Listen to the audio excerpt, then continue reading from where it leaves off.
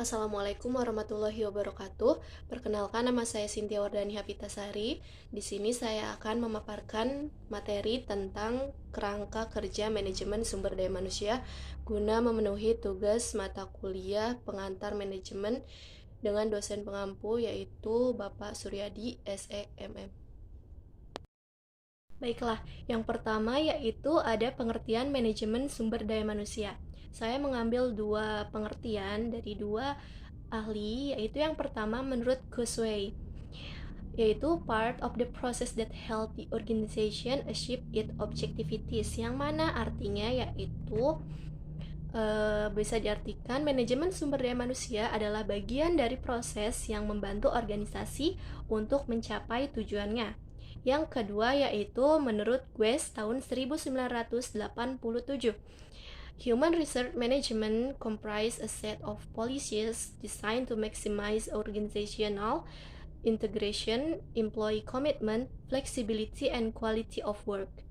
Yang mana artinya yaitu manajemen sumber daya manusia terdiri dari seperangkat kebijakan yang dirancang untuk memaksimalkan integrasi organisasi, komitmen, karyawan, fleksibilitas, dan kualitas kerja.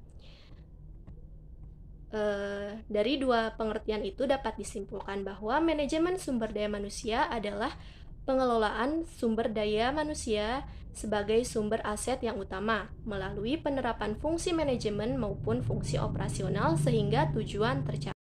Baiklah, yang kedua yaitu sejarah lahirnya manajemen sumber daya manusia.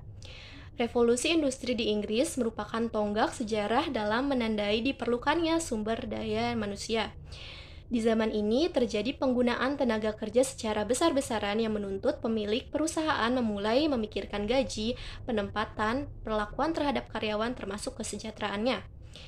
Dengan makin berkembangnya jumlah organisasi berskala besar, para manajer puncak merasa bahwa mereka tidak lagi mampu untuk menangani sendiri masalah kesejahteraan pekerja, sehingga diperlukan sekretaris kesejahteraan untuk membantunya. Hal inilah yang menjadi pelopor keberadaan tenaga spesialis yang menangani pengelolaan sumber daya manusia. Perkembangan ini terjadi berdampak pula pada kehidupan manajemen umumnya dan manajemen sumber daya manusia khususnya. Dua tokoh besar yang menjadi bapak manajemen adalah yaitu Frederick W. Taylor dan Henry Fayol. Yang selanjutnya yaitu fungsi manajemen sumber daya manusia. Yang pertama yaitu perencanaan untuk kebutuhan sumber daya manusia. Perencanaan dan peramalan permintaan tenaga kerja organisasi baik dalam jangka pendek maupun panjang. Yang kedua yaitu staffing sesuai dengan kebutuhan organisasi. Kegiatan ini dilakukan setelah calon atau pelamar dipekerjakan dalam kegiatan organisasi. Organisasi menentukan bagaimana sebaiknya bekerja dan kemudian memberi penghargaan atas kinerja yang dicapai. Yang ketiga yaitu penilaian kinerja. Kegiatan ini dilakukan setelah calon atau pelamar dipekerjakan dalam kegiatan organisasi. Organisasi menentukan bagaimana sebaiknya bekerja dan kemudian memberikan penghargaan atas kinerja yang dicapai. Yang selanjutnya yaitu tujuan manajemen sumber daya manusia. Menurut Schuler et al., setidaknya MSDM memiliki 3 tujuan utama, yaitu yang pertama, memperbaiki tingkat produktivitas. Tanpa sumber daya manusia yang produktif dan berkualitas, maka sebuah perusahaan tidak akan dapat berdiri secara berkualitas pula. Yang kedua yaitu memperbaiki kualitas kehidupan pekerja. Departemen tidak hanya berperan sebagai pihak yang memperbaiki dan mengembangkan perusahaan, tetapi juga kualitas kehidupan para pekerjanya. Yang ketiga yaitu meyakinkan bahwa organisasi telah memenuhi aspek-aspek, misalnya dalam negosiasi kontrak dan memenuhi syarat hukum. Yang selanjutnya yaitu proses manajemen sumber daya manusia. Terdapat 5 proses manajemen sumber daya manusia, yaitu yang pertama Human Resourcing Planning, yaitu merencanakan kebutuhan dan pemanfaatan sumber daya manusia bagi perusahaan. Yang kedua yaitu Personnel Procurement, yaitu mencari dan mendapatkan sumber daya manusia termasuk di dalamnya rekrutmen, seleksi, dan penempatan serta kontrak tenaga kerja. Yang ketiga yaitu personal development, yaitu mengembangkan sumber daya manusia termasuk di dalamnya program orientasi tenaga kerja, pendidikan, dan pelatihan. Yang keempat yaitu personal maintenance, yaitu memelihara sumber daya manusia termasuk di dalamnya pemberian penghargaan, intensif, jaminan kesehatan dan keselamatan tenaga kerja, dan lain sebagainya. Yang kelima yaitu personnel utilization, yaitu memanfaatkan dan mengoptimalkan sumber daya manusia termasuk di dalamnya promosi, demosi, transfer, dan juga separasi. Yang selanjutnya yaitu tugas pokok Human Resources Management. Ada 5 tugas pokok Human Resources Management, yaitu yang pertama, pengorganisasian tugas. Fungsi yang melekat pada pengorganisasian tugas meliputi identifikasi fungsi pekerjaan, kompetensi dan keterampilan individu, tinjauan atas masalah organisasi dan memberikan rekomendasi perbaikan, dan terakhir memimpin perubahan dan reorientasi bila diperlukan. Yang kedua, pengorganisasian sumber daya. Tanggung jawab yang diemban oleh MSDM diantaranya menganalisa kebutuhan staf, menyewa atau merekrut karyawan, dan pengembangan karyawan. Yang ketiga, manajemen kinerja. Ini berkaitan langsung dengan kinerja yang dipakai untuk menentukan penilaian terhadap kinerja. Yang keempat, pengembangan karyawan. Bagian ini terkait dengan segala tentang pengembangan karir, pelatihan dan pembinaan, serta memantau proses pelatihan dan hasilnya.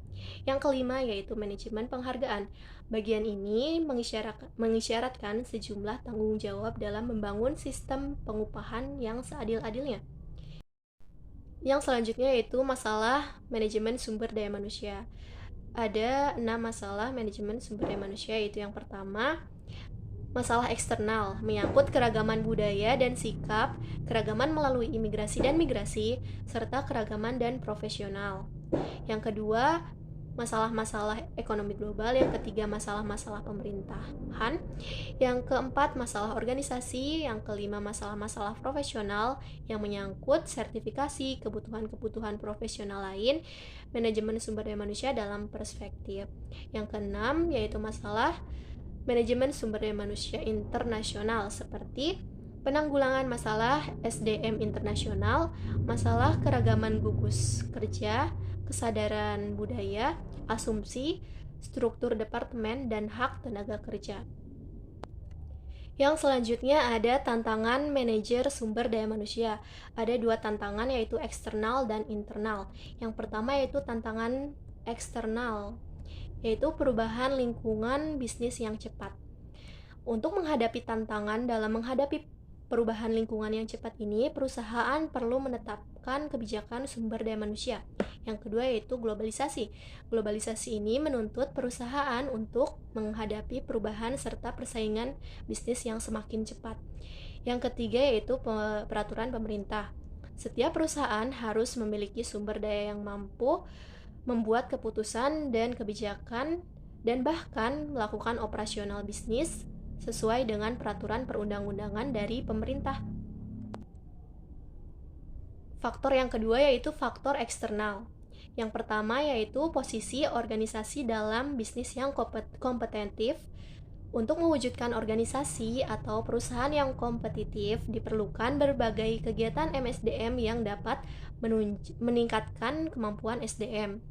Yang kedua yaitu fleksibilitas, yang mana dalam hal ini bisa diartikan bahwa organisasi atau perusahaan memerlukan pengembangan sistem desentralisasi yang mengutamakan pelimpahan wewenang dan tanggung jawab secara berjenjang. Yang ketiga, pengurangan tenaga kerja. Yang keempat yaitu tantangan restrukturisasi, yaitu usaha untuk menyesuaikan struktur perusahaan karena adanya penambahan atau pengurangan kegiatan bisnis. Yang kelima yaitu bisnis kecil. Untuk menghadapi tantangan MSDM tadi, kita memiliki 4 cara, yaitu yang pertama, perusahaan harus memiliki SDM yang mampu mengatasi pengaruh perkembangan bisnis atau ekonomi. internasional. Yang kedua yaitu perusahaan harus memiliki SDM yang mampu membuat keputusan dan kebijakan sesuai dengan peraturan pemerintah. Yang ketiga yaitu menghindari pengaruh negatif berupa perasaan tidak puas pada kondisi yang telah dicapai perusahaan. Yang keempat yaitu perusahaan bisa mengatasi penambahan pembiayaan agar dapat mempertahankan pasar atau keuntungan yang sudah diraih. Dan bagian terakhir yaitu ada pendekatan MSDM. Ada 3 pendekatan MSDM, yaitu yang pertama pendekatan mekanisasi atau otomatisasi, yaitu penggantian fungsi tenaga kerja dari manusia dengan tenaga kerja mesin dalam menyelesaikan pekerjaan. Yang kedua yaitu pendekatan paternalis atau paternalistic approach. Secara garis besar, pendekatan paternalistik ini merupakan perlakuan manajer ke karyawan selayaknya perlakuan ayah ke anaknya. Yang ketiga yaitu pendekatan sistem sosial, merupakan pendekatan yang memandang bahwa perusahaan merupakan organisasi yang memiliki sistem yang kompleks dan organisasi yang berjalan di lingkungan yang kompleks juga. Manajer harus mengetahui bahwa tujuan perusahaan akan tercapai secara maksimal jika terjalin hubungan yang harmonis antara seluruh pekerja. Dan kesimpulannya yaitu manajemen sumber daya manusia merupakan perencanaan, pengorganisasian, pengkoordinasian, pelaksanaan, dan pengawasan terhadap pengadaan, pengembangan, pemberian balas jasa, pengintegrasian, pemeliharaan, dan pemisahan tenaga kerja dalam rangka mencapai tujuan organisasi. Saran yaitu dengan menerapkan berbagai fungsi yang dianggap strategis dalam manajemen sumber daya manusia, diharapkan perusahaan akan lebih siap dalam menghadapi prospek dan tantangan dalam bidang MSDM di masa yang akan datang. Terima kasih atas perhatiannya. Wassalamualaikum warahmatullahi wabarakatuh.